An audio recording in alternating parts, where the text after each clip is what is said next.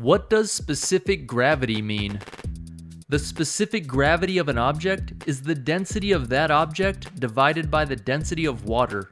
The density of water is 1,000 kilograms per meter cubed. For instance, the density of gold is 19,300 kilograms per meter cubed, so the specific gravity of gold is 19.3.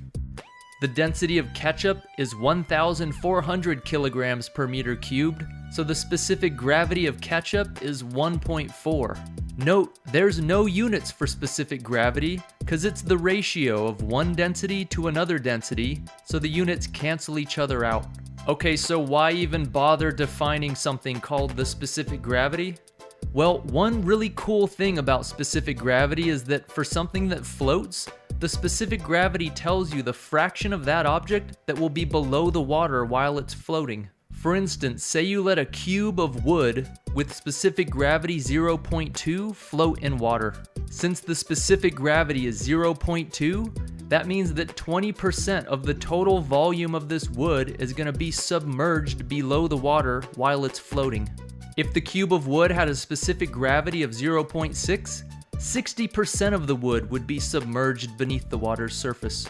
Ice has a density of about 920 kilograms per meter cubed.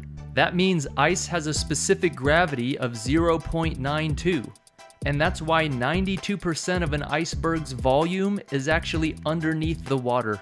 But what if we were to use a cube that had a density of 2,700 kilograms per meter cubed? The specific gravity would be 2.7, which means that 270% of this cube would be submerged beneath the water. But you can't have more than 100% of an object submerged. Even if the object were to sink, the maximum amount submerged would be 100%. So if the specific gravity of an object is greater than 1, that object is going to sink if placed freely in water, and it'll have exactly 100% of its volume submerged. Usually when people are referring to the specific gravity, they're referring to the density of the object divided by the density of water.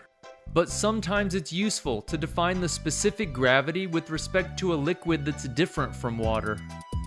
For instance, if you were to let some wood of density 638 kilograms per meter cubed float in oil that has a density of 850 kilograms per meter cubed, you could still find the percent of the wood that's submerged underneath the oil. Just use the density of oil instead of the density of water in the specific gravity formula. If we do that, we'll find that the wood does float in this oil, with 75% of the wood's volume submerged beneath the surface of the oil.